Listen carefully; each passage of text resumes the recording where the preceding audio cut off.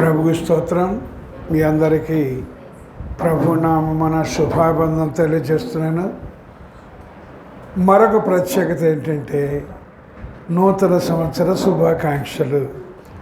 Wish you all happy and prosperous new year. Hallelujah. దేవుని వాక్యం ధ్యానం చేసుకుందాం. దేవాది దేవుడు గడిచిన సంవత్సరం అంతా కాచి కాపాడి రకరకాల పరిస్థితుల్లో నుంచి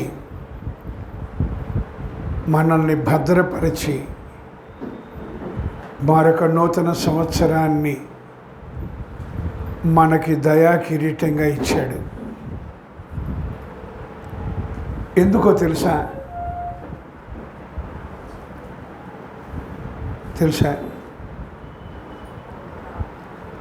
చూడండి, పేతురు రాసిన 2వ పత్రిక 3వ అధ్యాయం 9వ వచనంలో ఏముందో చూడండి.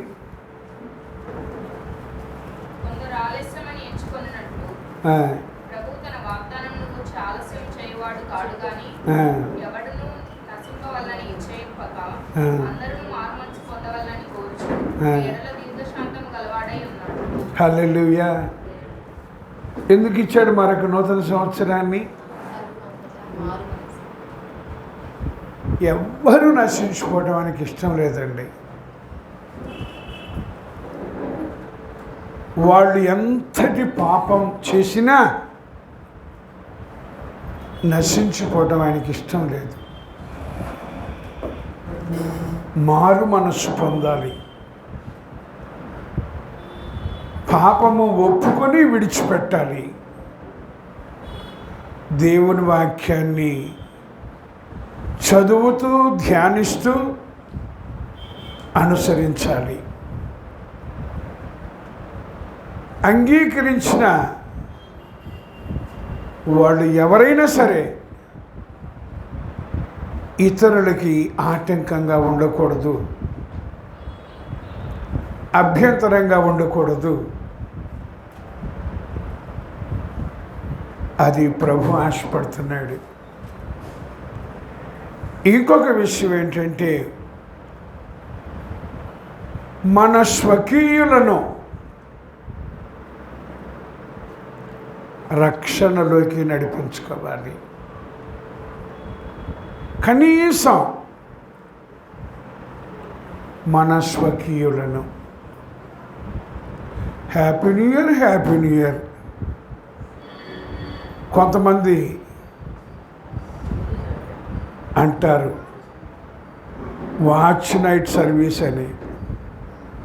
మనదే సర్వీసు.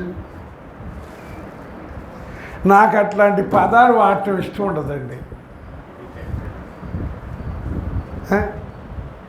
జాగ్రత్త పడదాం. కొంతమంది ఈ కొత్త సంవత్సరం వస్తుంది అని వాళ్ళ పద్ధతులు అనుసరించి ఆనందం ఆనందం ఆనందం అనుకొని ఏదేదో చేస్తుంటారు. చాలా ప్రమాదం. ఎందుకంటే ఇప్పుడు ఒక కల్చర్ అయిపోయింది.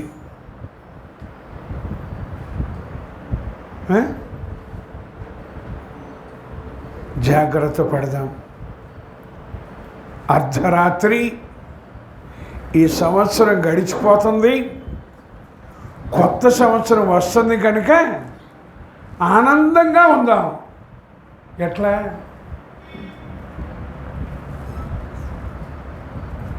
గ్రహించలేక ఇష్టం వచ్చినట్లుగా నష్టపోతున్నారండి.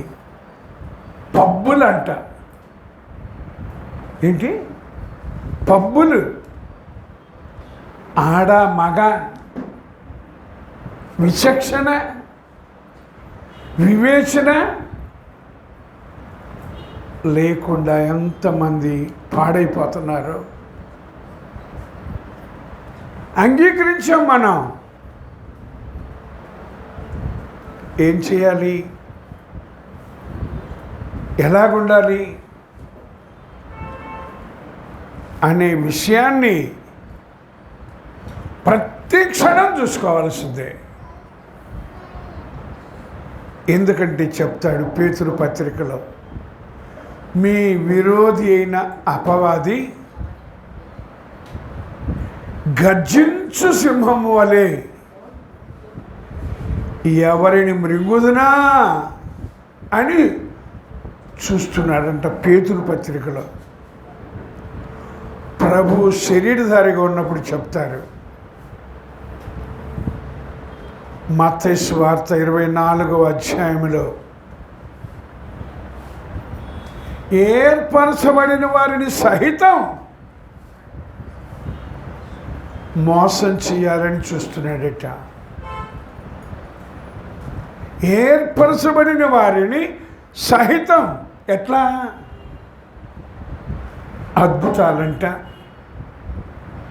మహత్కార్యాలంట, సూచక క్రియలంట, అదంట ఇదంట అన్నీ అంటారే, తర్వాత అంటారే. మొన్న ఈ మధ్య మీటింగ్స్ అండి గుంటూరులోనే, అద్భుతాల పండగలు. అమ్మ బాబు, ఏ పండగలు? జాగ్రత్తగా వాక్యం చదవండి. యేసు ప్రభు మత్తయి సువార్త 7వ అధ్యాయంలో చెప్తారు, తండ్రి చిత్త ప్రకారము చేయువాడే పరలోకంలో ప్రవేశిస్తాడు. ప్రభువా ప్రభువా అని పిలిచి ప్రతివాడు ప్రవేశించాడు అని ఖచ్చితంగా ఉంటుందండి ఆ వాక్యం. దయచేసి వాక్యాన్ని మనం బాగా చదవాలి, తెలుసుకోవాలి, అనుసరించాలి, కానీ ఆటంకంగా ఉండకూడదు, అభ్యంతరంగా ఉండకూడదు. నేను గమనించానండి ఈ 38 సంవత్సరాల్లో కొన్ని సందర్భాల్లో అన్యులేనేమేమో అన్నట్టుగా ప్రవర్తిస్తున్నారు. దయచేసి అలా ఉండద్దు. నా ఆశ ఒకటే, మనం పరలోకం చేరాలి. ఈ భూమి మీద ఏదైనా సంపాదించుకోవచ్చు, కానీ పరలోకం సంపాదించుకోవటం అనేది మన చేతుల్లో లేదు. అది దేవుడిచ్చేదే. ఆయన ఇస్తేనే. ఎవరికి ఇస్తాడు ఆయన? అర్థం కావట్లేదు చాలామందికి. దయచేసి తెలుసుకుందాం. వస్తున్నాయి కొత్త సంవత్సరాలు, పోతున్నాయి పాత సంవత్సరాలు. కానీ ఎలా ఉన్నాం మనం? ఏం చేయాలి మనం? అది తెలుసుకుందాం. గమనిస్తున్నాను, అటు చెప్పే వాళ్ళకి తెలియట్లా, ఇటు వినేవాళ్ళకి. 2004వ సంవత్సరంలో ఈ పరిచయలో పెద్ద తుఫాన్ లాంటి పరిస్థితి వచ్చింది. నేను గుంటూరు నుంచి ఫిరింగ్పురం వెళ్ళే లోపు మా అక్కతో ఇంకో సహోదరు సామ్రాజ్యం అని ఇద్దరితో తెగవాదించి పోట్లాడి ఎవరు అంగీకరించిన వాళ్ళండి వెళ్ళిపోయారు. నేను వెళ్ళేసరికి ఇద్దరున్నారు, వాళ్ళు సేవకులే. వాళ్ళతో చెప్పాను, ఇప్పుడు చెప్తాను, ఎప్పుడైనా చెప్పేది ఒకటే, మీరు సేవ చేస్తున్నారు, లేదా నువ్వు ప్రభువుని అంగీకరించిన విశ్వాసవి, న్యాయమేదో అన్యాయమేదో తెలిసిందా? సత్యమేదో అసత్యమేదో తెలిసిందా? క్రమమేదో అక్రమమేదో తెలిసిందా? జాగ్రత్త. దేవుడంటే, దేవుని మాట అంటే ఎవరిష్టం వాళ్ళది, ఎవరి బోధ వాళ్ళది. దయచేసి అట్లా ఉండద్దు. యేసు ప్రభు ఎక్కడి నుంచి వచ్చాడో చెప్పాడు. ఇప్పుడు మీరు ఎక్కడి నుంచో వచ్చారు. నేను అడుగుతా, ఎక్కడి నుంచి వచ్చారమ్మా మీరంటే ఏం చెప్తారు? మేము గోరంట్ల నుండి వచ్చామండి అంటే. మీరు ఎక్కడి నుంచి వచ్చారంటే లాలాపేట నుంచి వచ్చామండి అంటారు. మీరు ఎక్కడి నుంచి వచ్చారంటే కొత్తపేట నుంచి వచ్చామండి అంటారు. మీరు ఎక్కడి నుంచి వచ్చారు? ఇన్నర్ రింగ్ రోడ్ దగ్గర నుంచి వచ్చామండి. ఎవరైనా పరలోకం నుండి వచ్చాను అని చెప్పిన వాళ్ళంటే ఛాలెంజ్.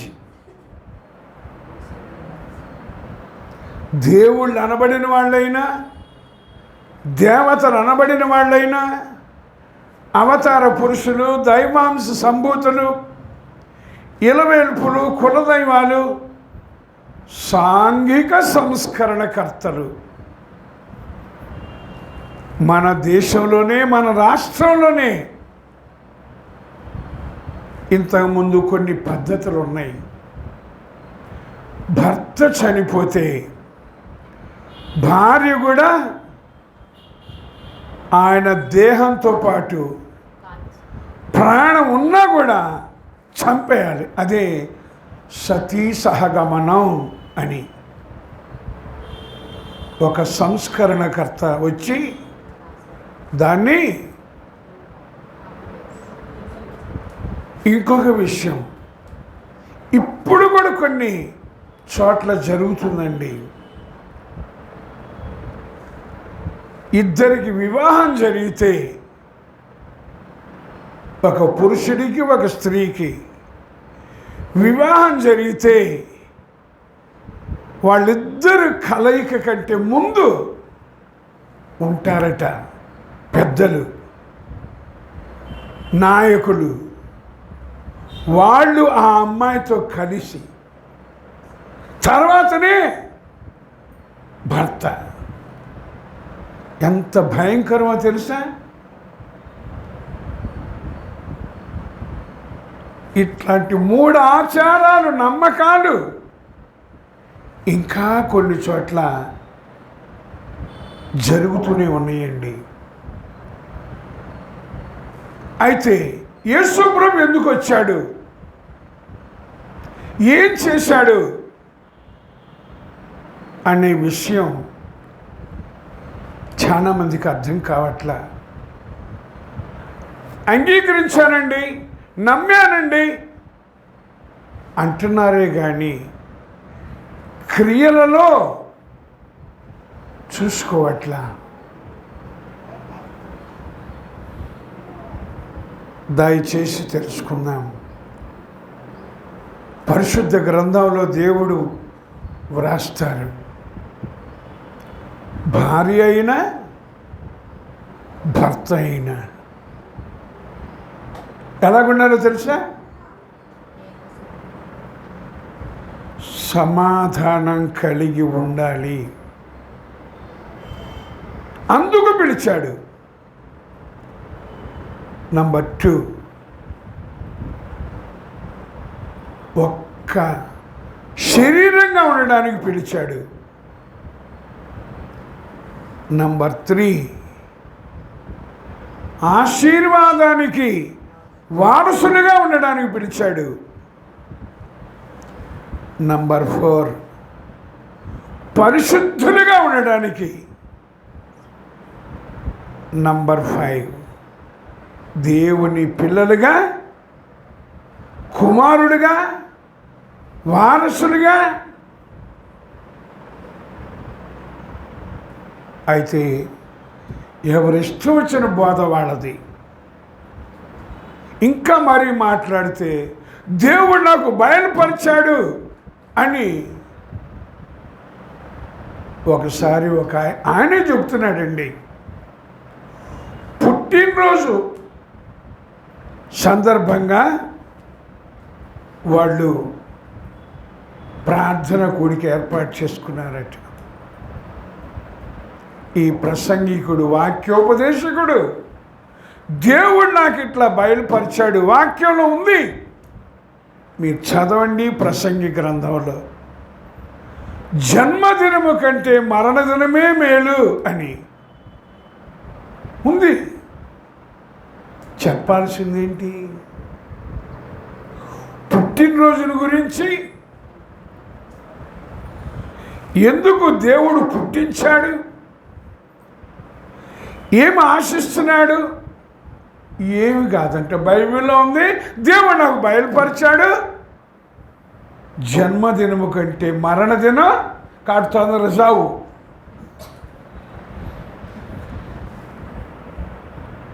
అబ్బా, ఎట్లాంటి బోధకులు ఉన్నారో. మరి ప్రభువుని ఎంత బాధపడుతున్నారో, గాయపరుస్తున్నారో. ఇంకొకసారి ఉపవాస ప్రార్థనలు జరిపిస్తున్నాను. ఆ రోజు అయిపోయింది, గుంటూరు వచ్చాం. నాకు తెలిసిన వాళ్ళు హాస్పిటల్లో ఉన్నారు. నాకు కబురు చేశారు, ఇట్లాగ ఒంట్లో బాగాలేదు, వచ్చి ప్రార్థన చేయండి అని. సరే, ఉన్నాడు కదా సేవకుడు అని, మీరు కూడా రండి అన్న. ప్రార్థన చేస్తూ అన్నాడు, దేవుడు నాకు చూపిస్తున్నాడు, 3 రోజుల్లో నిన్ను స్వస్థపరిచి ఇంటికి పంపిస్తాడు అని చెప్పాడండి. జరిగినది ఏంటండి అంటే, ఆ 3వ రోజు ఆ వ్యక్తి చనిపోయారండి. ఎంత బాగా చూపిస్తాడో దేవుడు. మా చిన్నమ్మాయి, ఏంటి నాన్నా అన్నాను. ఇంతేనమ్మా, బుట్టలో వేసుకోవటానికి చూస్తున్నారు, జాగ్రత్త.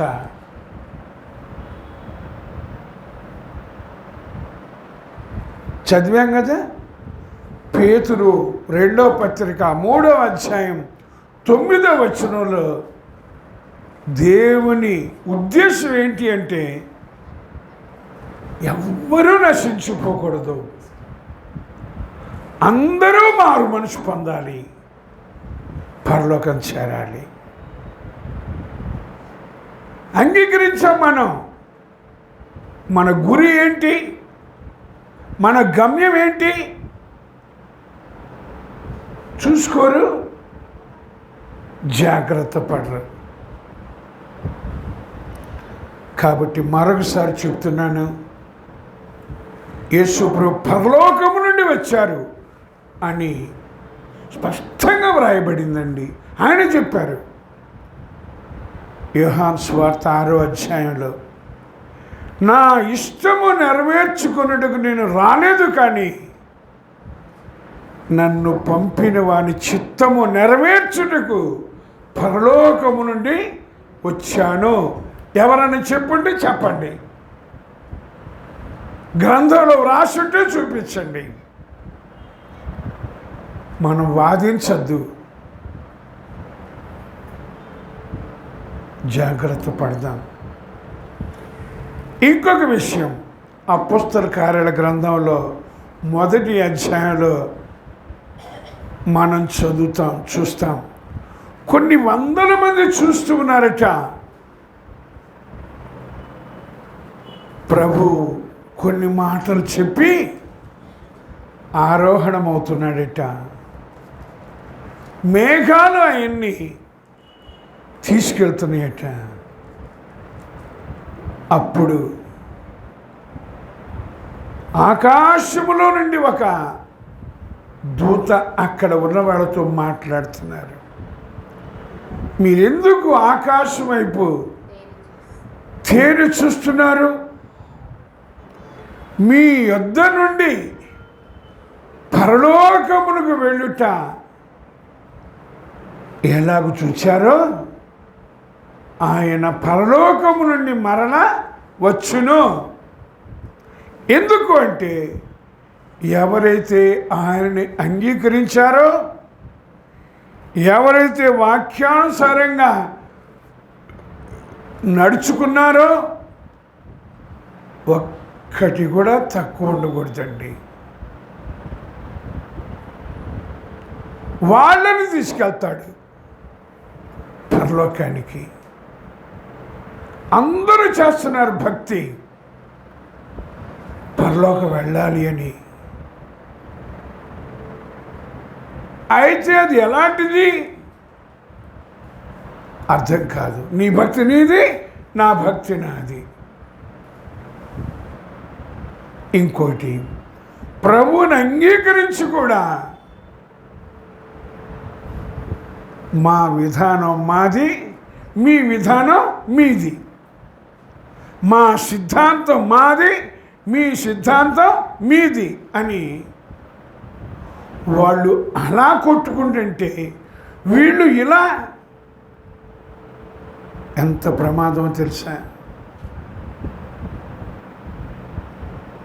అదే అంటారు, ప్రతి ఒక్కరూ తమ సొంత రక్షణని భయముతో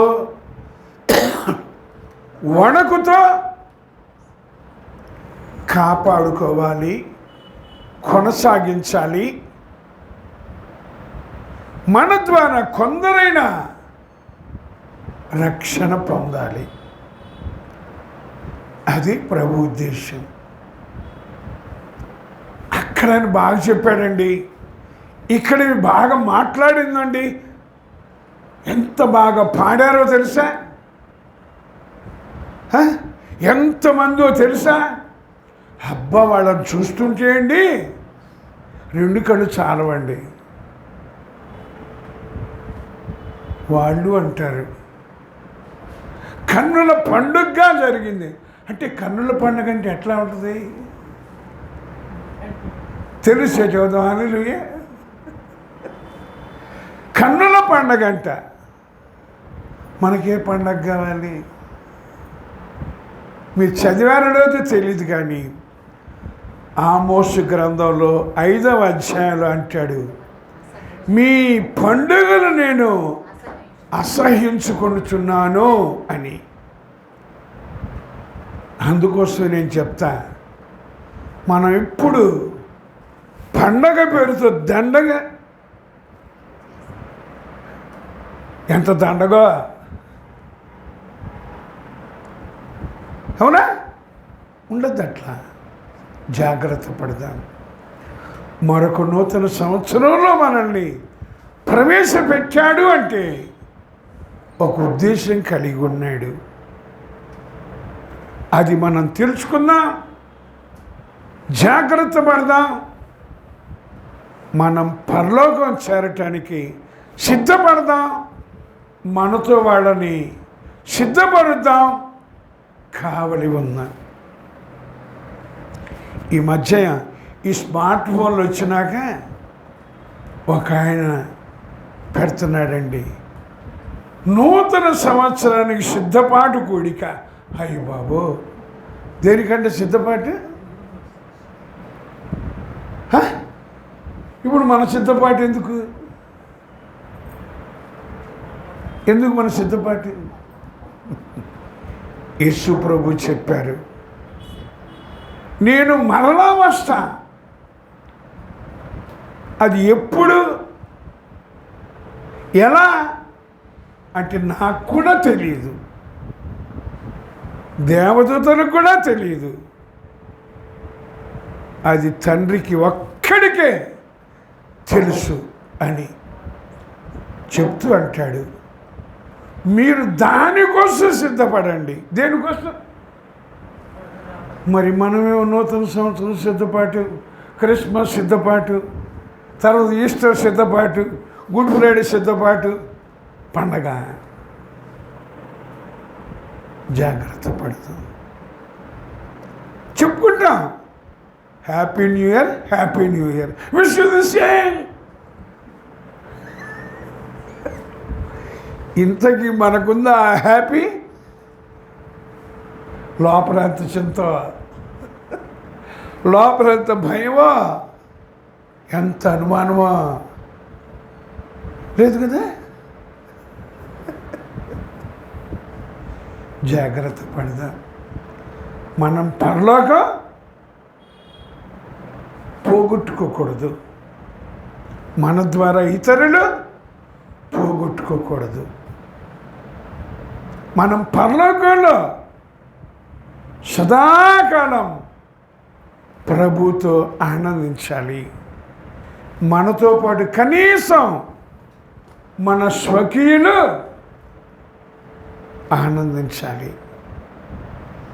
చదువుకుందాం దేవుని వాక్యం. యెహోషువ గ్రంథం 1వ అధ్యాయం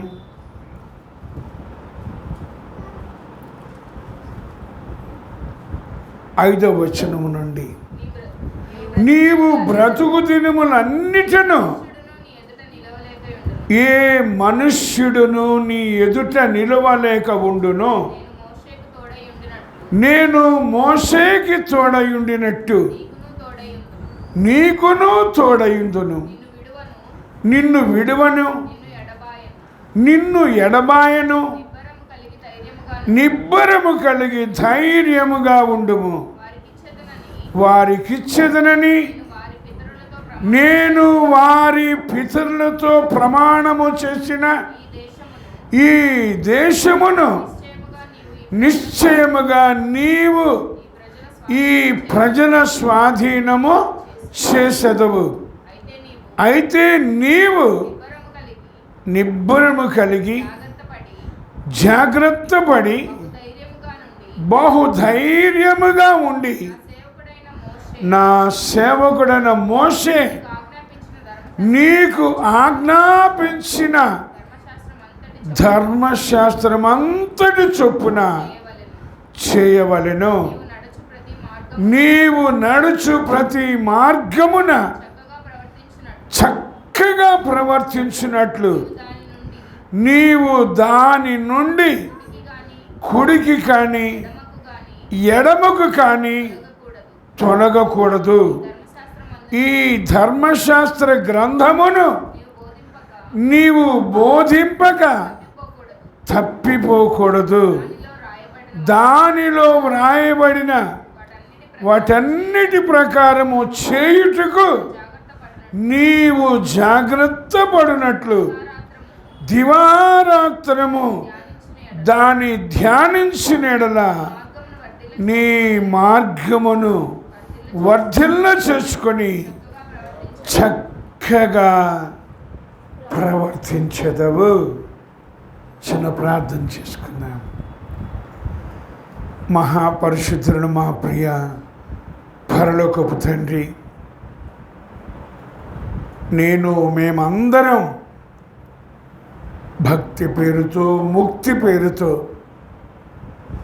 మాకు ఇష్టము వచ్చిన త్రోవకి తొలగిపోయాం. అయినప్పటికీ కరుణా సంపన్నుడైన నీవు కాలము పరిపూర్ణమైనప్పుడు దేవుని స్వరూపము విడిచిపెట్టకూడని భాగ్యమని ఎంచుకొనలేదు, కానీ మనుష్యుల పోలికగా పుట్టి దాసుని స్వరూపమును ధరించుకొని నిన్ను నీవే రిక్తునిగా చేసుకున్నావు.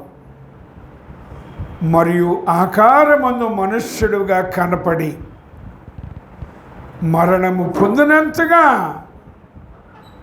అనగా శిలువ మరణం పొందినంతగా విధేయతను చూపించిన వాడవై నిన్ను నీవు తగ్గించుకున్నావు. ఎందుకనగా ఈ భూమి మీద కానీ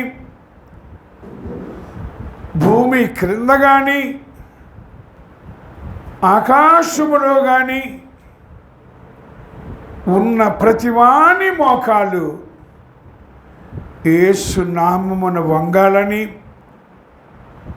ప్రతివాని నాలుక యేసు క్రీస్తు ప్రభువుని ఒప్పుకోవాలని నీవు అన్ని నామముల కంటే పైనామం పొంది మమ్మల్ని రక్షించి మాకు కలిగిన వాళ్ళనందరినీ కూడా రక్షించి యేసు ప్రభువుని ఒప్పుకొని పాపక్షమాపణ ఆత్మరక్షణ పొంది పరలోకంలో చేరాలని ఆశిస్తూ మరొక నూతన సంవత్సరాన్ని మాకు దయచేశారు. కాబట్టి మేము ఎలా ఉండాలో, ఎలా ఉంటున్నామో స్వపరీక్ష చేసుకొని జాగ్రత్త పడి నీవు అనుకున్నట్లుగా ఉండటానికి కావలసిన మాటలు తెలియచేయమని, నా సొంత మాటలు ఏది రాకుండా చేయమని, అలాగే వినేవాళ్ళు కూడా గ్రహించి నీ చిత్తాన్ని నెరవేర్చటానికి సహాయం చేయమని అందరి కోసం యేసునామమున ప్రార్థించి స్తుతించి అడిగి వేడుకుంటున్నాను పరమ తండ్రి. ఆమేన్. హల్లెలూయా. యెహోషువ గ్రంథంలో దేవుడు ఈ మాటలు రాయించాడండి. జాగ్రత్తగా తెలుసుకోవాలి. అంగీకరించా, నేను కాదన్నట్లా. బాప్తిస్మం పొందా, కాదన్నట్లా. చెప్పాలని ఆశ ఉంది, ఎలా చెప్పాలి? ఒకసారి నేను ఒక సంఘటన చదివానండి. ఒక అతను బార్బర్ అంటే క్షౌరం చేసే వ్యక్తి ప్రభువుని అంగీకరించాడంట. ఎలాగైనా సరే సువార్త చెప్పాలి, యేసుని గురించి చెప్పాలి అని ఆశ లోపల ఉంది. ఒకసారి ఒక కస్టమర్ వచ్చాడు గడ్డం గీయించుకోవటానికి. అప్పటి రోజుల్లో ఈ బ్లేడ్లు పద్ధతులు ఏమి ఉండేవి కాదండి. ఆకురాయి మీద ఇట్లా కదండి రుద్ది రుద్ది రుద్ది అప్పుడు గీసేవాళ్ళు. ఈయన వచ్చినతను బాగా తడి చేశాడు, ఏదో సబ్బు కూడా పెట్టాడు, బాగా నురుగు వచ్చేసింది. ఇప్పుడు ఆకురాయి మీద ఇట్లా పదును పెడుతున్నాడండి. పదును పెడతా అన్నాడంట, అయ్యగారు ఎప్పుడోసారి మనం చచ్చిపోతాం కదా, ఇప్పుడు మనం చచ్చిపోయిన తర్వాత పరలోకి వెళ్తామని గ్యారంటీ ఉందా అన్నాడంట. ఏం చేస్తున్నాడు? ఆకురాయి మీద పదును పెడతా. సరే ఇట్లా పదును పెట్టి అటు పక్కన తిరిగి అది పెడదాం అనుకున్నాయంట. అందుకోసం ఉంటే ఓ బార్బర్ షాపుల్లో చైర్లు ఎట్లా ఉంటాయి, రివాల్వింగ్ చైర్లు. మా చిన్నప్పుడు అవి ఉండే కాదులేండి. ఒకళ్ళు ఉన్నా ఎక్కడో వాడు అటు తిరిగేసరికి ఇటు తిరిగి గురికో ఉరికట్టి. ఆశ ఉంది, కానీ ఎలా చెప్పాలి? ఇంకొక అతను ఉన్నాడంట, కొంచెం సీనియర్, బాగా తెలుసుకుని అనుభవాల ద్వారా గ్రహించి అతను కూడా చెప్తాడంట. సగం గీసిన తర్వాత అప్పుడు ప్రారంభం చేస్తాడంట. ఇప్పుడు అతను పరిగెత్తుతాడా? ఏం చేస్తాడు? రెండో పక్క కూడా శుభ్రంగా నీట్గా కదండి. వాళ్ళు తక్కువలు కాదులేండి. ఒకసారి మా చెల్లిని మైసూర్ ట్రైనింగ్ సెంటర్లో దిగబెట్టడానికి వెళ్ళాం. అక్కడ ఇంకొక అతను, తెలిసిన అతను తటస్థపడ్డాడు. నేను టెలిఫోన్ డిపార్ట్మెంట్లో అయితే ఆయన రైల్వే డిపార్ట్మెంట్లో జాబ్. అక్కడ తటస్థపడి ఇద్దరం బయలుదేరాం రాయటానికి. మైసూర్ నుంచి మెడ్రాస్ వచ్చామండి. మెడ్రాస్ వచ్చిన తర్వాత గడ్డం గీయించుకుందాం, బాగా పెరిగింది, బాగాలేదు అని వెళ్ళామండి. ఎంత క్లాస్గా చేశాడంటే మంచి సువాసన. దానికి ఛార్జ్ కూడా, ఎందుకంటే కొంతమంది బట్టల షాపులోళ్ళు, బంగారం షాపులోళ్ళు ఏం చేస్తారు రండి కూర్చోండి అని కొట్లో ఉండాలి. కూల్ డ్రింకో హాట్ డ్రింకో కదా, అవునా? ప్రతిదానికి కొన్ని పద్ధతులు. మన పద్ధతి ఏంది? ఒకటే పద్ధతి. ఎప్పుడు కుక్కతోక వంకరే. మనకు కూడా ఎప్పుడు వంకర మాటలే. ఎప్పుడైనా చదివారా? అపోస్తల కార్యాల గ్రంథంలో 20వ అధ్యాయంలో పౌలు గారు చెప్తారండి, నేను వెళ్ళిపోయిన తర్వాత క్రూరమైన తోడేళ్ళు మీ మధ్యకు వస్తాయి, కాబట్టి జాగ్రత్త. సంఘములో నుంచే వంకర మాటలు చెప్పేవాళ్ళు మీలోనే ఉంటారు. అప్పుడున్నారు, ఇప్పుడున్నారు. వంకర మాటలు చెప్పేవాళ్ళు, వంకర చూపులు చూసేవాళ్ళు, వంకరగా నడిచేవాళ్ళు. జాగ్రత్త. ఆశ ఉంది, అదే చెప్తున్నాడు. ఏం చేయాలి, ఎలా చేయాలి తెలుసుకోండి. ఎప్పుడైనా ఫోటో స్టూడియోకి వెళ్ళారా మీరు? ఫోటో తీసేటప్పుడు ఫోటోగ్రాఫర్ ఏమంటాడు ఎప్పుడన్నా విన్నారా?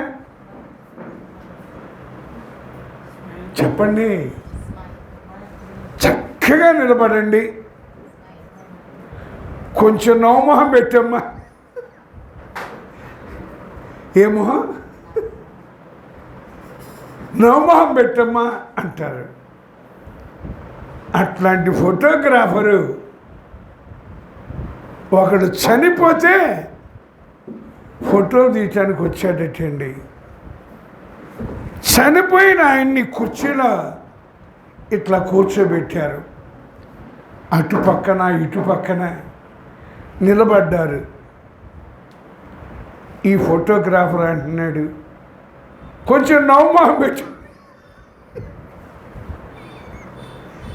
ఎప్పుడు ఓరే బాబో ఎప్పుడు పెట్టాలమ్మా, కొంచెం ఏడు మొహం పెట్టమ్మా చచ్చిపోతే. ఎందుకంటే వాళ్ళు అనుకుంటారమ్మా పేడ ఇరగడిపోయింది, ఇప్పటిదాకా నన్ను సావదన్నాడు, నాకు నిద్ర లేకుండా చేసింది, పీడ విరగడిపోయిందని వాళ్ళు దుఃఖంగా మొహం పెట్టకపోతే ఏమంటారు? ఇట్లాంటి బోధకులు తయారైపోయి ఏం చెప్పాలో అర్థం కావట్లేదండి. అదే అంటున్నాడు, తన పనిలో నిపుణత కలిగిన వానిని చూచితివా, అల్పుల ఎదుట కాదట రాజుల ఎదుటని. నేనంటాను బాగా నిపుణత సంపాదించుకోండి అని, వాళ్ళంటారు ఇంక సార్లే, ఏం చాలు 30 సార్లే, మరి కొంతమంది 60 సార్లే, నాకేం 100, మీకెంత కావాలా? జాగ్రత్త పడదామండి. వాక్యంలో చెప్తున్నారు, యేసు ప్రభు మనల్ని పరలోకంలో ఆనందింపచేయాలని, మనతో పాటు మనకు కలిగిన వారిని కూడా ఆనందింపచేయాలని నిన్న పేపర్లో చూశానండి. ఎస్పీ గారు ఆర్డర్స్ అంట, రాత్రి 11 దాటిన తర్వాత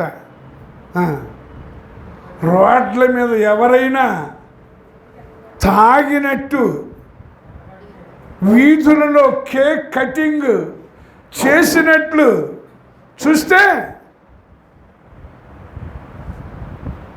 ఇప్పుడు వస్తుంది అంటే పాలెం నుంచి ఒక ఆయన రోడ్డు మీద పడి పీకల దాకా తాగి ఆనందంలో ఉన్నాడండి.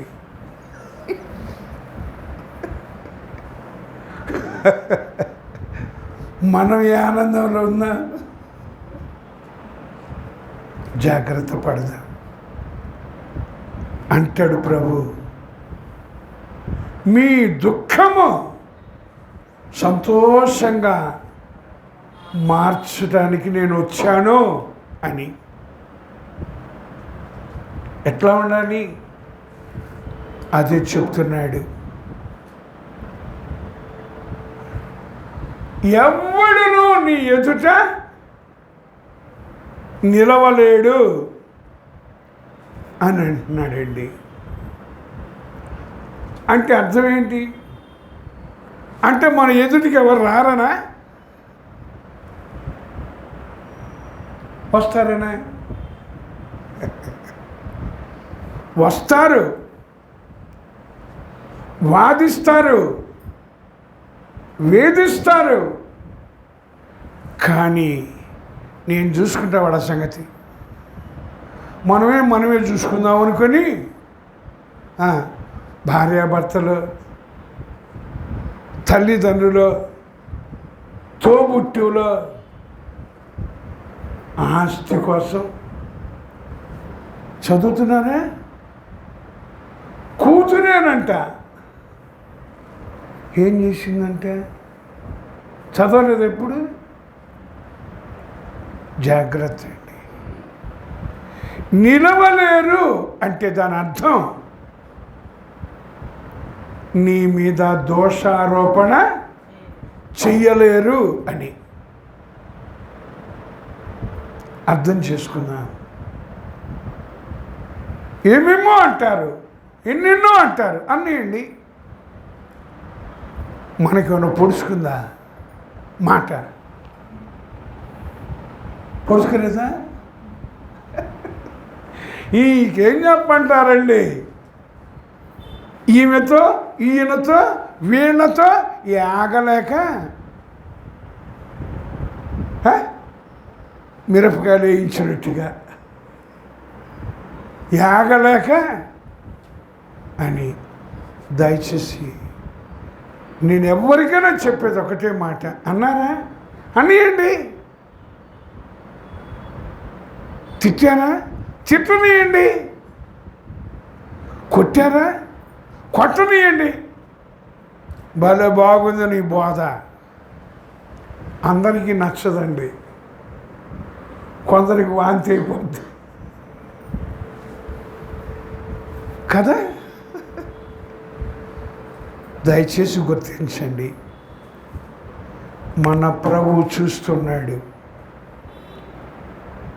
తెలుసు ఆయనకి ఎప్పుడు చేయాలో, ఎలా చేయాలో, ఏమి చేయాలో ఆయనకి తెలుసు.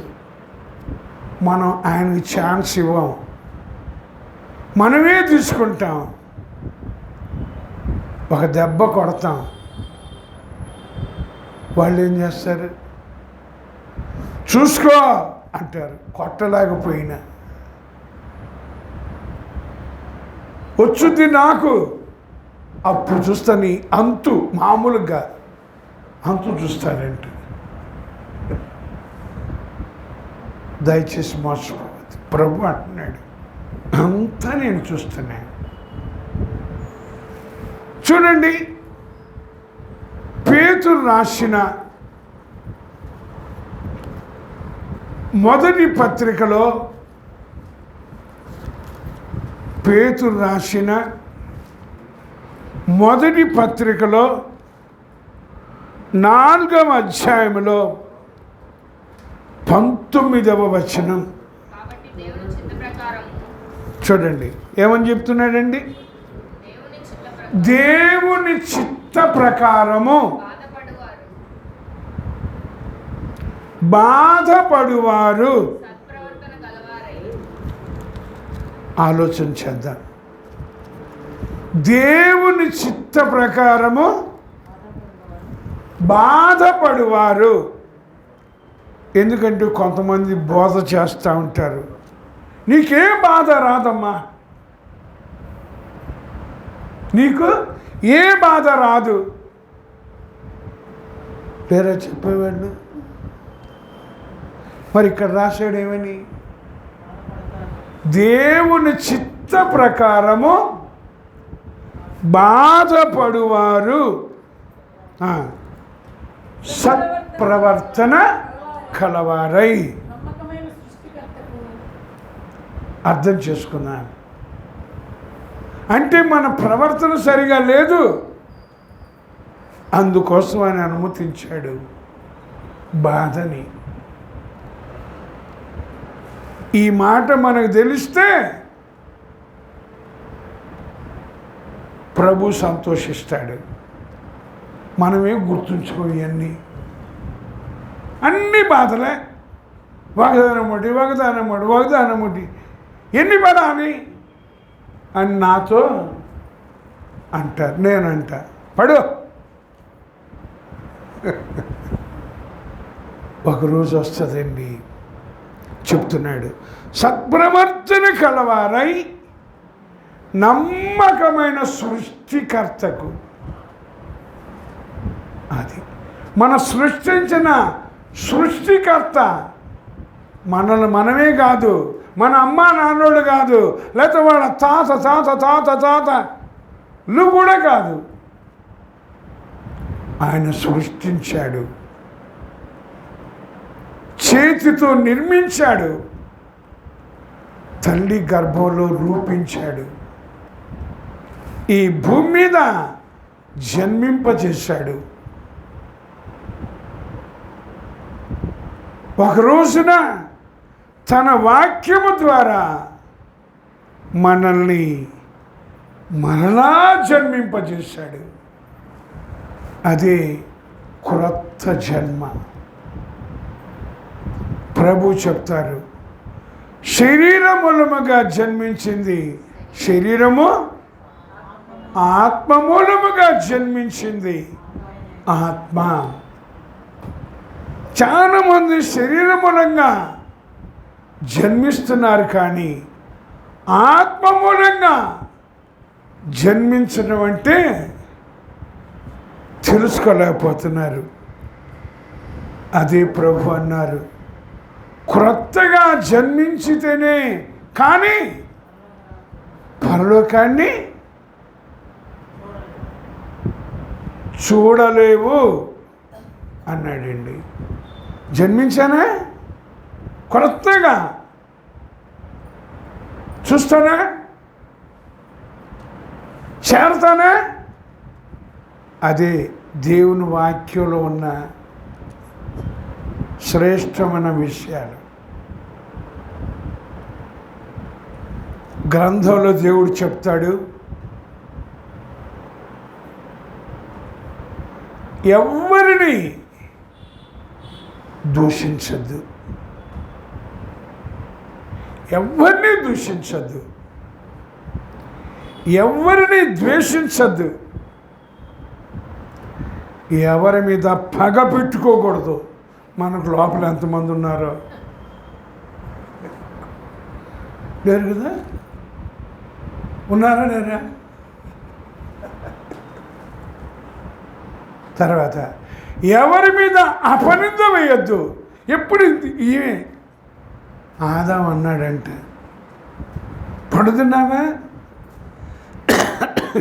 నువ్వు నాకు ఈమెనిచ్చావే, ఈమె తినమంటే తిన్నా, ఆమె తినమన్నది. నీతో చెప్పాను కదా తింటే చస్తావని. చెప్పాడు ముందు ఆదాము చెప్పాడా, హవ్వకు చెప్పాడా? మరి ఆదాము ఏమనాలి? అదే పాపం యొక్క స్వభావం, ప్రభావం. తిన్నాడు, దేవుడు అడిగాడు, చెప్తున్నాడు హవ్వ అని. మనం కూడా అంతే, వాళ్ళ మీద వీళ్ళ మీద ఎంత తేలికో నెట్టేయటం, నింద వేసేయటం. ఆమె ఏమన్నది? సర్పం నన్ను మోసపించింది అని. అయితే దేవుడు ఏం చెప్పాడో తెలుసా?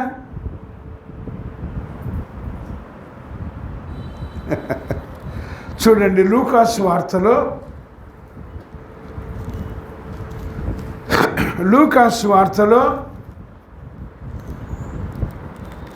3వ అధ్యాయములో 14వ వచనం చూడండి. సైనికులు మేమేమి చేయవలనని అతనిని అడిగిరి. అందుకు అతడు, ఎవరిని బాధ పెట్టకయు, ఎవరి మీదను అపనింద వేయకయు, మీ జీతములతో. ఎవరినో ఎప్పుడైనా విన్నామా? మనం ఏం చేస్తాం? వాళ్ళ మీద వీళ్ళ మీద దేవుడు అంటున్నాడు, ఎవరి మీద అపనింద వేయద్దు. ఇంకోటి, ఎవరిని బాధ పెట్టద్దు. అవసరమైతే వాళ్ళ కోసం నేను బాధపడాలి. ఎందుకంటే నా ప్రభు నా కొరకు బాధపడ్డాడు. పెడతారు బాధ. ఒకరోజు వస్తుంది, ఆ రోజు బాధ పెట్టిన వాళ్ళే ఏమవుతారో తెలుసా?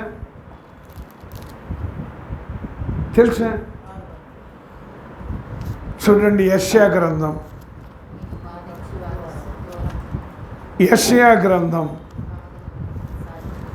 54వ అధ్యాయం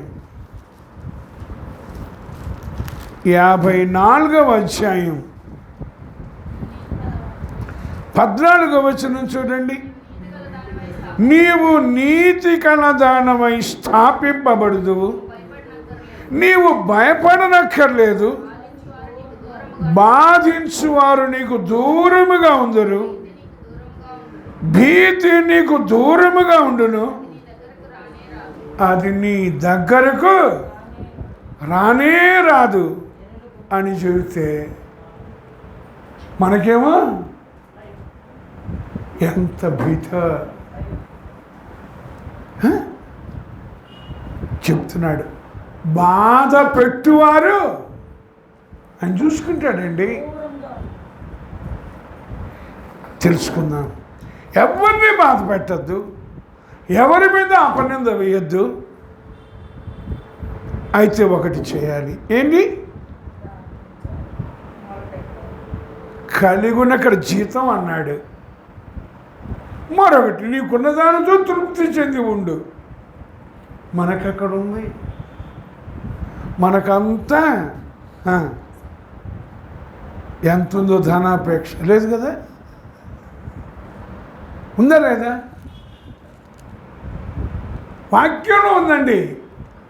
ధనాపేక్ష సమస్తమైన కీడులకు మూలము అని చెప్పేవాడుకుంటేగా అసలు వాడిదంతా ఒకటే. మా దగ్గరికి రండి, మా దగ్గరికి రండి, మా దగ్గరికి రండి కదా. కొన్నిసార్లు నాకు కొన్ని విషయాలు తరచుపడియండి. అడిగారు నన్ను, మీ దగ్గరకు వస్తామండి ప్రార్థనకి అని. అప్పుడు నేను అంటాను, మీరు ఎక్కడికి వెళ్ళకపోతే నా దగ్గరికి రండి, ఎక్కడికైనా వెళుతుంటే మాత్రం వద్దు అని నిర్మోహమాటంగా చెప్పేవాడిని. కొంతమంది అంటారు, వెళ్దామని అనుకున్నామండి కానీ మాకు అని తెలిస్తే అసలు ఎలా చెప్పాలి వాక్యం? బాగ్పర్ ఎలా చెప్పాడు? ఫోటోగ్రాఫర్ ఏం చేశాడు? తెలిస్తేగా జాగ్రత్త పడదా అంటున్నాడు. ఏ మనుష్యుడు నీ ఎదుట నేను చూసుకుంటా. ఇంకా కీర్తనలు 91వ అధ్యాయంలో చెప్తాడు, నీ ప్రక్క 1000 మంది పడినా, కుడి ప్రక్క 10,000 మంది కూలినా, అంటే టోటల్గా 11,000 నా పక్కన లేకపోతే నీ పక్కన పడితే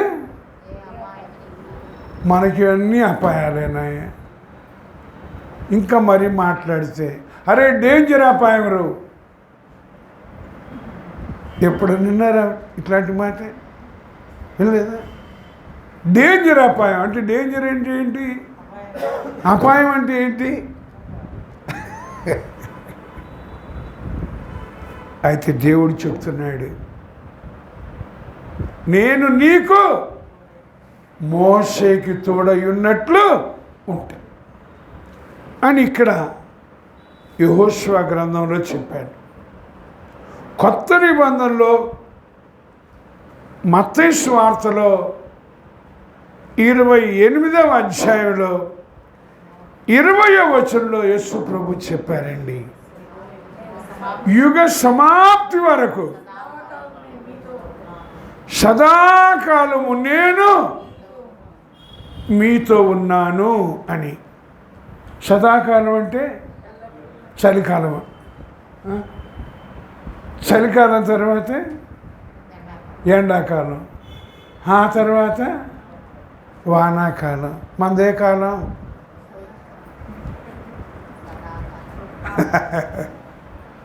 కొంతమంది అంటారు వీడికి పోయే కాలం దాపుడు ఇచ్చినట్టుందని. ఈ కాలం ఎప్పుడు వెళ్ళలేదా? ఇప్పుడు మనదే కాలం. జాగ్రత్తగా తెలుసుకుందామండి. దేవుడు మాట తప్పడు, తప్పనిసరిగా నెరవేరుస్తాడు. ఎందుకు? మనం ఎవ్వరూ నశించిపోవటం ఆయనకి ఇష్టం లేదు. అందుకొరకే లూకా సువార్త 19వ అధ్యాయం 10వ వచనంలో చెప్తాడు, నశించిన దానిని వెదకి రక్షించటానికి. ఆ మాటలు హృదయంలో ఉంచుకుందాం. బాధలు వస్తున్నాయా? శ్రమలు వస్తున్నాయా? కష్టాలు వస్తున్నాయా? శోధనలు వస్తున్నాయా? కొన్నిసార్లు కక్క లేకుండా ఉన్నాం, మింగ లేకుండా ఉన్నాము. అటు కక్కలేమట, ఇటు మింగలేమంట. అప్పుడు ఎట్లా ఉండాలి? ఆయన చూసుకుంటాడంతే. జాగ్రత్త పడదాం అంటున్నాడు, నేను నీకు తోడై ఉంటాను. చూడండి, కీర్తనల గ్రంథంలో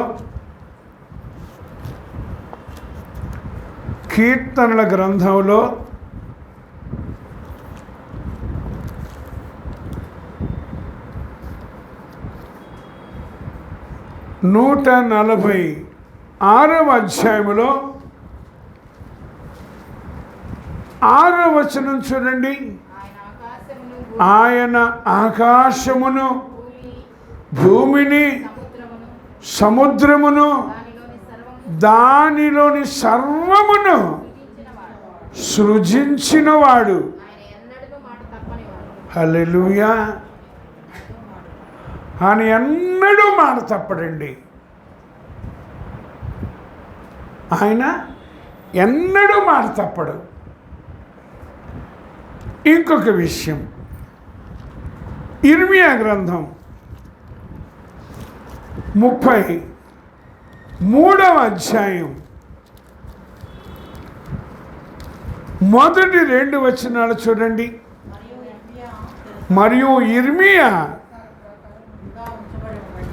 చెరసాల ప్రాకారములలో ఇంకా ఉంచబడి ఉండగా యెహోవా వాక్కు రెండవసారి అతనికి ప్రత్యక్షమై ఇలాగు సెలవిచ్చెను. ఎక్కడున్నాడు ఇర్మియా? చెరసాల ప్రాకారములో ఉన్నాడంట.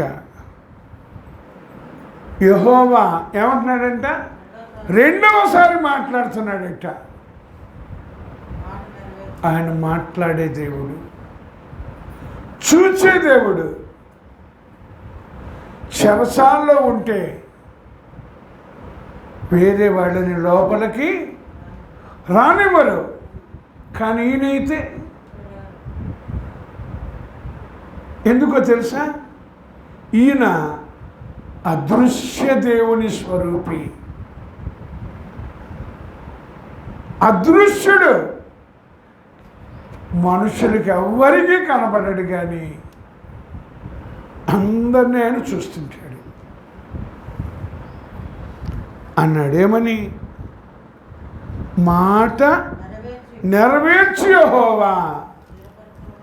అక్కడే ఉన్నాడు, మాట తప్పనివాడు. ఇక్కడ మాట నెరవేర్చువాడు.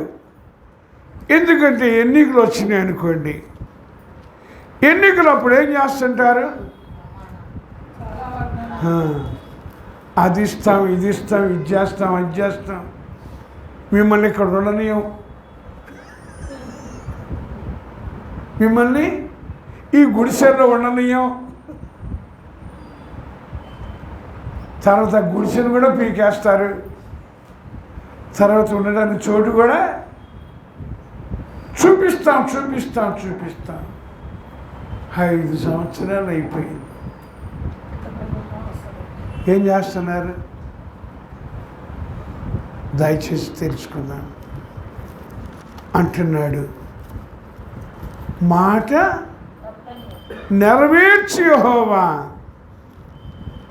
ఆయన నోట నుండి ఒక మాట వచ్చింది అంటే అది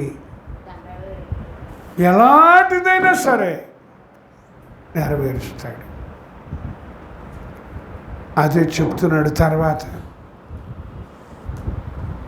యెహోషువ గ్రంథంలో మొదటి అధ్యాయంలో నిన్ను వీడువను.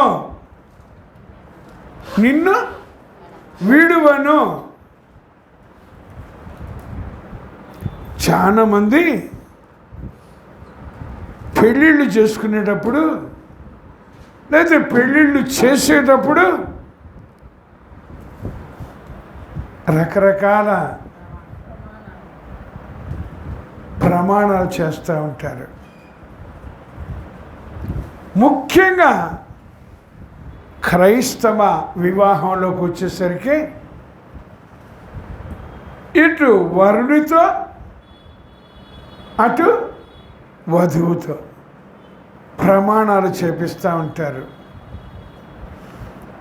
ఆ ప్రమాణాల్లో కొన్ని మాటలు, నా జీవితకాలం అంతా నీతోనే ఉంటా, ఆరోగ్యమైన అనారోగ్యమైన,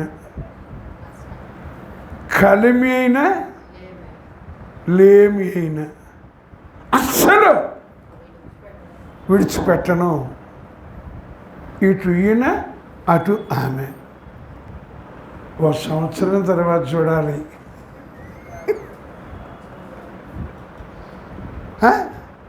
ఓ సంవత్సరం తర్వాత ఎంతమందిని చూశాను. చెప్పకుండా ఉండనండి, ఎందుకంటే దేవుడు హెచ్చరించు, లేకపోతే నిన్ను దోషిగా అంటాడు. కాబట్టి నేను హెచ్చరిస్తే నా మీద ఇక్కడ దాకా ఉంటుంది. ఏంటి? కోపం. నీ కోపం వచ్చినా ఆఖరి నిన్ను చంపుతాని చంపినా నేను మాత్రం భయపడినండి. ఎందుకంటే శాశ్వతమా ఈ శరీరం? ఎప్పుడైనా పోయేదే. అది దేవుడు నాకు ఇచ్చిన కృప. అలాంటి సందర్భంలో నాకు తటస్థపడితే చెప్పకుండా ఉండను. ఇప్పుడు నువ్వు భర్తవి, నువ్వు భార్యవి, చప్పటి వచ్చింది. ఎప్పుడు వచ్చింది? రెండు చేతులు కలిస్తే. ఇప్పుడు నువ్వు భర్తవి, నువ్వు భార్యవి. ఈ చెయ్యి వస్తుంది, ఈ చెయ్యి ఇట్లా పోయింది అనుకోండి, చప్పటి అవుద్దా? పోనీ ఈ చెయ్యి వస్తుంది, ఈ చెయ్యి ఇట్లా పోయింది అనుకోండి, చప్పటి అవుతుందా? అట్లా ఉండండి అంట. మేము ఎందుకుంటాం? చప్పెట్లు ఇంకా కొట్టాలి, ఇంకా కొట్టాలి కదా. అమ్మో! కాబట్టి బోధ తర్వాత మొహం కూడా చూడరండి.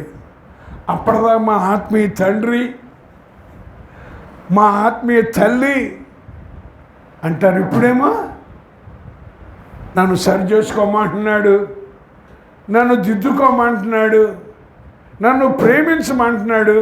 నేను ప్రేమించట్లేదా? ప్రేమిస్తుంటే ఎందుకు తగాదా వచ్చింది ఇద్దరికి?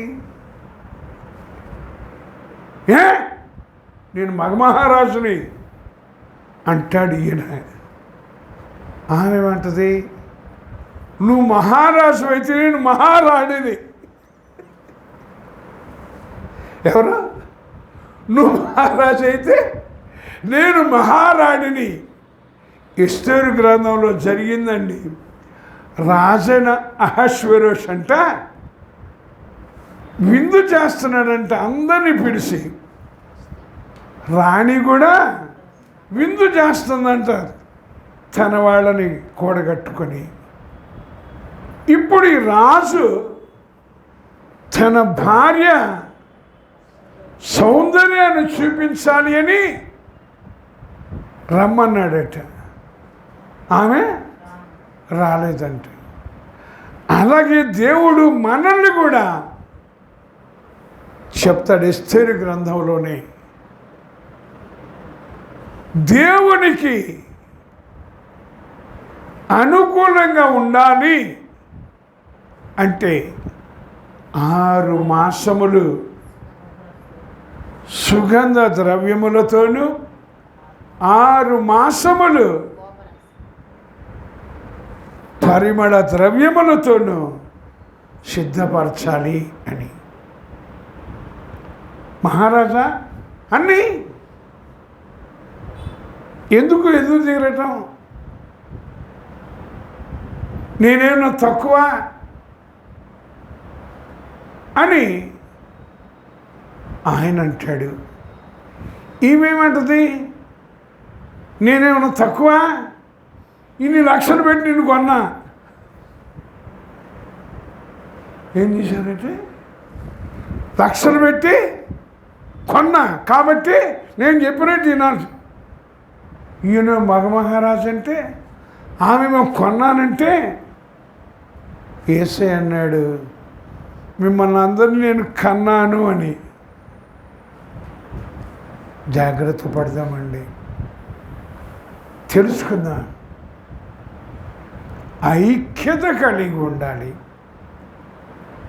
సమాధానం కలిగి ఉండాలి, ప్రేమ కలిగి ఉండాలి, ఓర్పు కలిగి ఉండాలి, సహనం కలిగి ఉండాలి, దీర్ఘశాంతం. అసలు శాంతమే లేకపోతే ఆమె పేరేమో శాంతమ్మ, ఆయన పేరు శాంతయ్య.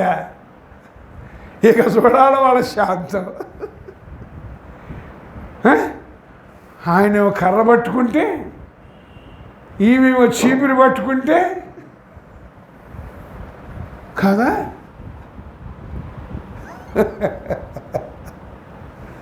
దయచేసి అలా ఉండద్దు, జాగ్రత్త పడదాం. వస్తుంటాయి, వాడు పెడతానే ఉంటాడు పుల్లలో. జాగ్రత్త పడదాం. ప్రభువా మేము ఏమన్నాడు అని చెప్పాడు, నిన్ను విడువను. భర్త భార్యని విడిచిపెట్టచ్చు, భార్య భర్తని విడిచిపెట్టచ్చు, తల్లిదండ్రులు పిల్లల్ని విడిచిపెట్టచ్చు, పిల్లలు తల్లిదండ్రులు విడిచిపెట్టచ్చు, బంధువులు విడిచిపెట్టచ్చు, స్నేహితులు విడిచిపెట్టచ్చు. అయితే దేవుడు అన్నాడు, నేను నిన్ను విడువను. అది గుర్తుపెట్టుకుందాం. ఆయన చూస్తున్నాడు, చేస్తాడు. అప్పటిదాకా అదే చెప్తా, తగిన సమయమందు ఆయన మిమ్మును హెచ్చించినట్లు ఆయన బలిష్టమైన చేతి క్రింద దీన మనస్కులై ఉండండి అని. కాబట్టి నూతన సంవత్సరంలో అంటున్నాడు, తోడుగా ఉంటాను, భయపడబాకు, ఇంకా ధైర్యంగా ఉండు. ఎంత ధైర్యం ఉంది! సమూయేలు మొదటి గ్రంథంలో 17వ అధ్యాయంలో ఫిలిష్తీయులకి ఇశ్రాయేలులకి యుద్ధం. ఎలా అనే ఒక లోయ ఉంది. ఆ లోయలో ఒకవైపున ఫిలిష్తీయులు, ఒకవైపున ఇశ్రాయేలీలు. ఫిలిష్తీయుల నుంచి ఒకడు గొలియాతు అనేవాడు 6 మూళ్ళ జానుడు ఉన్నాడంటండి. అంటే ఎన్ని అడుగులో చెప్పండి? 6 మూళ్ళ జానుడు.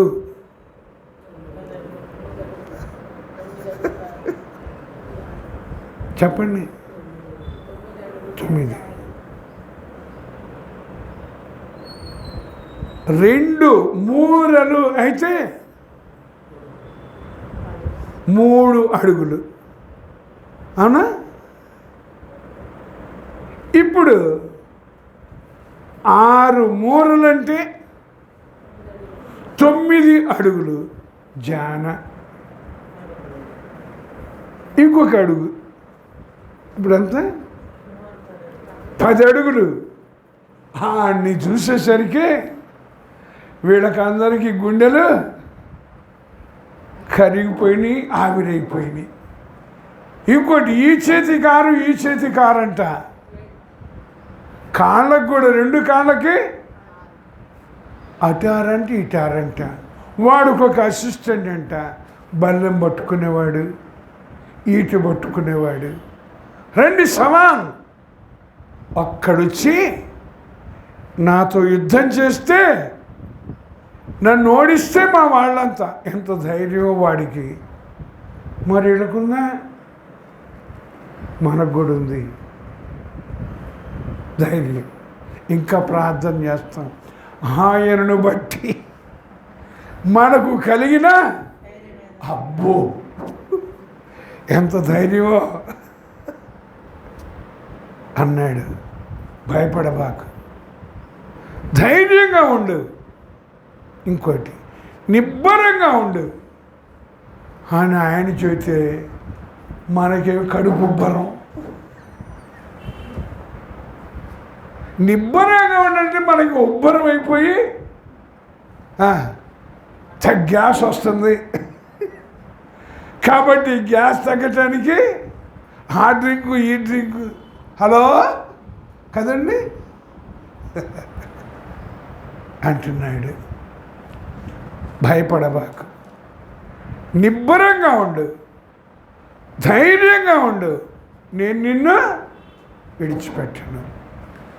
తర్వాత అన్నాడు, ధర్మశాస్త్ర గ్రంథాన్ని చదువు, ధ్యానించు, ఇతరులకి బోధించు. పోనీ ధర్మశాస్త్ర గ్రంథం అంతా కాకపోవచ్చు, కొన్ని మాటలైనా. ఇదివరకటి రోజుల్లో చౌక డిపో కేంద్రాలు ఉండేవి. ఈ మధ్య దిగిపోయిన ప్రభుత్వం వాళ్ళు ఏం చేశారు? చౌక డిపో కేంద్రాలు ఎత్తేసి డోర్ డెలివరీ ఇచ్చారా? బియ్యం వచ్చింది రండి, చేయలేదా? ఇప్పుడు మళ్ళా అది ఎత్తేసి ఇది మన ఇష్టం. ఇప్పుడు మనదే ఇష్టం. డోర్ డెలివరీ లేకపోతే వాహనమా? దేవుడు మాత్రం ఎట్లా పడితే అట్లా మార్చడండి. అది తెలుసుకోండి అంటున్నాడు. నేను ఉంటా, చదువు గ్రంథాన్ని. తర్వాత పోనీ చౌకడిపో అనుకుందామండి. ఎవరో మనకి చెప్పారు, మనం వెళ్ళి తెచ్చుకున్నాం. మన పక్కోళ్ళకి కనీసం చెబుతామా చెప్పమా? ప్రసంగం చేయాలా? మనకేమో ఒకటే తపన, ఆ గడ్డం గీసేవాడికి, ఫోటో తీసేవాడికి ఉన్నట్టుగా మనకు కూడా ఏదో తపన. తీరా వాడు బెదిరిపోతాడు, వీడు అవాక్ అయిపోతాడు, మనం ఇట్లా పోతాం. ఆయనేమో అరే ఎప్పుడు తెలుసుకుంటారని ఆయన చూస్తూ ఉంటాడు. అందుకోసమే 2024 సంవత్సరం అయిపోయి 2025 సంవత్సరంలోకి అడుగు పెట్టించాడు. ఏం చేద్దాం? తెలుసుకుందాం. రక్షించడానికే వచ్చాడు కానీ శిక్షించడానికి కాదు. మనం రక్షించడానికి వచ్చిన ప్రభు ఏం చేశాడు అంటే శిక్ష భరించాడు. మనం పొందాల్సిన శిక్షని ఆయన పొంది మనల్ని తప్పించి మరలా మనం శిక్షకి పడకుండా ఉండాలని ఈ గ్రంథాన్ని ఇచ్చాడు. చదవండి, ధ్యానించండి, మీరు శిక్షని తప్పించుకోండి. సత్ప్రవర్తన కలవారై, మంచి ప్రవర్తన, ఇతరులను కూడా తప్పించండి. నీ మార్గంలో నువ్వు వర్ధిల్లుతావు. అది సారాంశం అండి. ఇప్పుడు మనం వర్ధిల్లానా వద్దా? వర్ధిల్లాలనే ఆశ ఉంది. పద్ధతి ఏంటి? ఒకసారి నేను చదివానండి, జరిగిన సంఘటన. ఒకతను మెడిసిన్ సీట్ సంపాదించాలి అనుకొని అప్పటిదాకా దండయాత్రలు చేశాడట. ఈసారి ఎట్లయినా సంపాదించాలి అని గట్టి పట్టుదల. ఏం చేశాడు అంటే గోరంట్లలో ఒక గది అద్దెకి తీసుకున్నాడట. ఆ గదిలో 4 స్నేహితులు ఉన్నారట. ఇతను ఎగ్జామ్ హాల్లో కూర్చున్నాడట. ఇక్కడ బటన్, కొంతమందికి మెటల్ బటన్స్ ఉంటాయి, చూసారు ఎప్పుడైనా? ఆ మెటల్ బటన్ నుంచి లోపల వైరు చుట్టాడు. ఇట్లా ఫుల్ హ్యాండ్స్ వేసుకుంటే కనపడకుండా లోపల ఇలా, కింద షూలో ఇంకోటి, ఇక్కడేమో రిసీవర్, అక్కడేమో మౌత్ పీస్. ఇదివరకు ఫోన్కి ఆ పద్ధతి, ఇప్పుడు ఈ సెల్ ఫోన్కి ఏ పద్ధతి ఉంది? రిసీవర్ అక్కడే, మౌత్ పీస్ అక్కడే. ఇప్పుడు ఈ అబ్బాయి అలాంటి అరేంజ్మెంట్లో ఎగ్జామ్ హాల్లో కూర్చొని రాస్తున్నాడండి. పోలీసు వాళ్ళకి తెలిసింది కాపీయింగ్ చేస్తున్నాడు అని. వాళ్ళు వచ్చారు, అన్ని రూములు చెక్ చేశారు, ఎక్కడే కనబట్లా.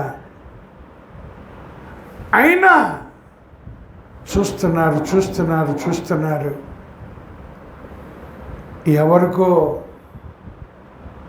ఆ విషయం తెలిసి పోలీసు వాళ్ళకి చెప్పారట, గోరంట్లలో ఫలానా రూములో 4 వ్యక్తులు ఉన్నారు. ఈ అబ్బాయి ఎగ్జామినేషన్ హాల్లో పేపర్ చూసి క్వశ్చన్ చదువుతాడట. ఆ 4 ఎక్స్పర్ట్స్ టక సమాధానాలు చెప్తుండేవాడట. మొత్తానికి ఆ విషయం తెలిసి ఈ వ్యక్తి దొరకకపోయినా ఆ రూమ్కి వెళ్ళి తలుపు తట్టారంట. పోలీసుల డ్రెస్సులు కాదు, సివిల్ డ్రెస్సులు. తలుపు తట్టేసరికి తీశారు, చూశారు, లోపలికి వచ్చారు. 4 చెప్పారు, కామ్గా ఉండండి అని. వాడి దగ్గరే ఫోన్ లీడ్ తీసుకున్నారు. ఈ జరిగిన సంఘటన అండి. వాడు అడుగుతున్నాడు, చెప్పురా జవాబు. ఇక్కడ ఎవరున్నారు? ఇప్పుడు పోలీసు వాళ్ళు ఉన్నారు. ఇక సమాధానం చెప్పట్లేదు, కానీ విషయం తెలుసుకొని ఇన్ఫర్మేషన్ ఇచ్చారు ప్రిన్సిపల్ గారికి. మెడికల్ కాలేజీలో వచ్చారు, ఈ వ్యక్తిని పట్టుకున్నారు. సోదా చేస్తుంటే తప్పించుకుని పరిగెత్తి ఫస్ట్ ఫ్లోర్ నుంచి దూకి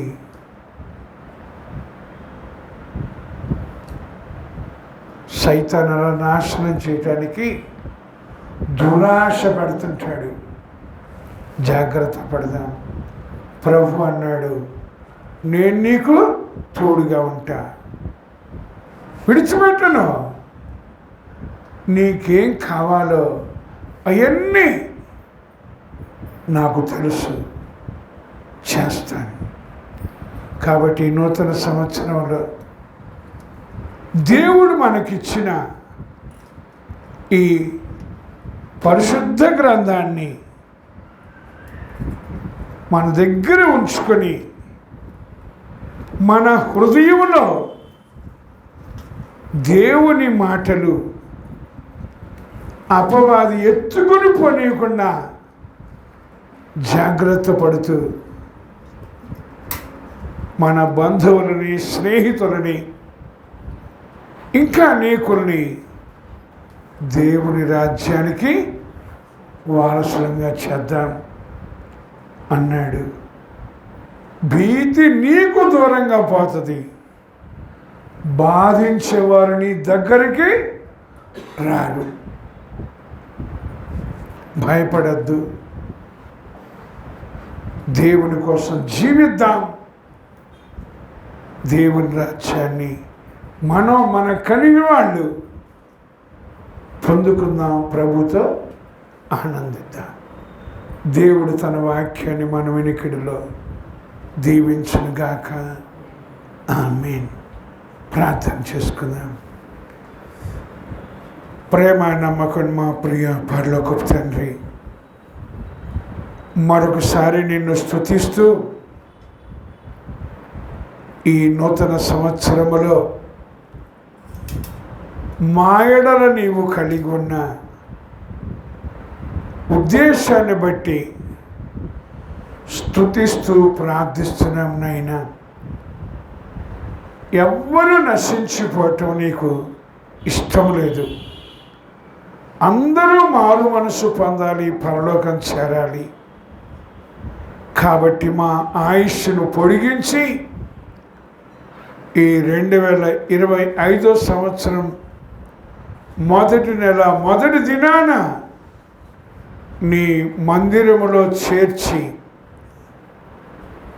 అంటున్నారు. నీవు అడుగుపెట్టు ప్రతి స్థలాన్ని నీకు ఇస్తాను. ఎవ్వరూ నీ ఎదుట నిలవలేరు. నిన్ను విడువను, ఎన్నటికి నీ ఎడబాయను. నిబ్బరము కలిగి ఉండము, ధైర్యంగా ఉండు, భయపడకము అని ధర్మశాస్త్ర గ్రంథాన్ని మాకిచ్చి చదువుతూ, ధ్యానిస్తూ, అనుసరిస్తూ కుడికి కానీ ఎడమకి కానీ తొలగకుండా, వెనుక తట్టు చూడకుండా నీ వైపు చూస్తూ నీ ప్రేమని, నీవిచ్చే రక్షణని, పాప క్షమాపణని, ఆత్మరక్షణని, పరలోకాన్ని మా ద్వారా పొందుకోవటానికి సహాయం చేయమని, విన్న మాటలు విడిచిపెట్టి కొట్టుకుని పోనీయకుండా విశేష జాగ్రత్త కలిగి నీ ప్రక్క 1000 మంది పడినా, నీ కుడి ప్రక్క 10,000 మంది కూలినా అపాయము నీ వద్దకు రాదు అని చెప్పిన మాటని, నువ్వు మాట తప్పే దేవుడు కాదని, మాట నెరవేర్చు యెహోవాని స్థిరపరచవలనని నిర్మించే దేవుడు అని గ్రహించి మేము మా కుటుంబాలు ఇంకా అనేక కుటుంబాలు పరలోకంలో చేరే వరకు కాపాడుకోవటానికి కొనసాగించుకోవటానికి సహాయం చేయమని ఇక్కడున్న ప్రతి ఒక్కరూ పరలోకంలో ఆనందించినట్లు చేయమని ఘనత మహిమ ప్రభావాలు మీరే ఆరోపించుకునమని ప్రతి ఒక్కరికి ఆత్మరక్షణ ఆశీర్వాదం ఆరోగ్యం అనుగ్రహించి మహిమ పొందమని ఎటువంటి భయము లేకుండా ధైర్యంగా నీ చిత్తాన్ని నెరవేర్చడానికి సహాయం చేయమని యేసుక్రీస్తు నామమున ప్రార్థించి స్తుతించి అడిగి వేడుకుంటున్నాం పరమ తండ్రి. ఆమేన్. మన తండ్రి అయిన దేవుని యొక్క ప్రేమ, ఆయన కుమారుడైన యేసుక్రీస్తు ప్రభు యొక్క కృప, పరిశుద్ధాత్మ యొక్క నిత్య సహవాసం, సమాధానం ఇప్పుడు ఎల్లప్పుడూ ఇక్కడ ఉన్న మనకు సకల పరిశుద్ధులకు కుటుంబాలుగా చేర్చబడినట్లు మహిమ దాకా నడిపించునుగాక. ఆమేన్.